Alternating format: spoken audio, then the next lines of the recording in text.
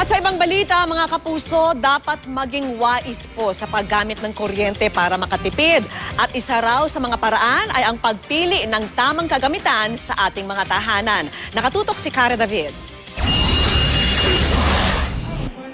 Ang pagtitipid sa kuryente ay hindi lang usapin ng pagbabawas ng konsumo. Kaakibat nito ang pagpili ng tamang kagamitan. Sa Meralco Power Lab, sinusuri at kinukumpara ang konsumo ng kuryente ng iba't ibang appliances.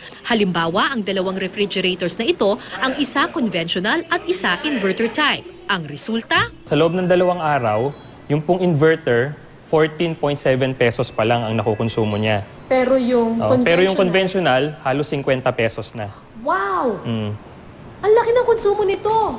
Sinuri rin namin ang pagkakaiba ng konsumo ng incandescent, CFL at LED lights. Pinakamababang konsumo ang LED habang triple ang taas ng konsumo ng incandescent kumpara sa CFL. Kinumpara rin namin ang iba't ibang klase ng TV. Pagkatapos ng 2 araw ng pagsusuri, lumalabas na ang pangkaraniwang CRT TV mas mahal ang konsumo kumpara sa LED. 36 pesos ang konsumo ng 47-inch CRT TV. Mas mahal kumpara sa 19 pesos ng LED TV at 32 pesos ng plasma TV. Dahil lahat nagtitipid sa kuryente, nagkalat ngayon sa mga mall ang mga power-saving device. Kapag sinaksak mo raw ito, otomatikong mababawasan ang konsumo mo sa kuryente. Pero, totoo nga ba ito? Ikinabit namin sa Metro ang 2 ilaw at isang electric fan. Base sa Metro, 0.022 kilowatts ang konsumo nito. Lalagay natin ngayon ditong supposedly power saver. So, dapat bumaba yung 0.022 kilowatts. Ayan, so naka-on na siya.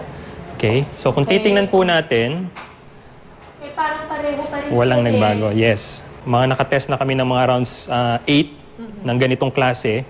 Yun nga, wala kaming nakitang evidence ng savings. Kaya ibig sabihin, ang mga power-saving device nakakadagdag pa daw sa konsumo sa kuryente. Bukod sa pagpili ng tamang klase ng kagamitan, may mga bagong paraan na rin para makatipid sa kuryente.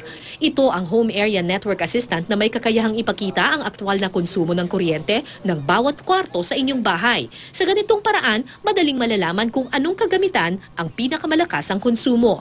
Mamamanage mo na rin yung electric bill mo. Hindi na kayo masasurprise talaga sa pagkatapos ng buwan na biglang tumaas, hindi mo alam bakit. Minsan may mga pagkakataon na nakakalimutan nating patayin yung mga appliances natin sa bahay.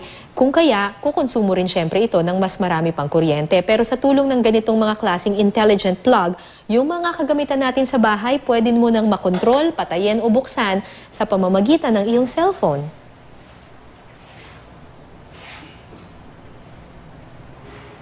Meron na ring aircon na kayang kontrolin sa pamamagitan ng tablet para mas madaling patayin o ilagay ito sa energy-saving temperature na 25 degrees.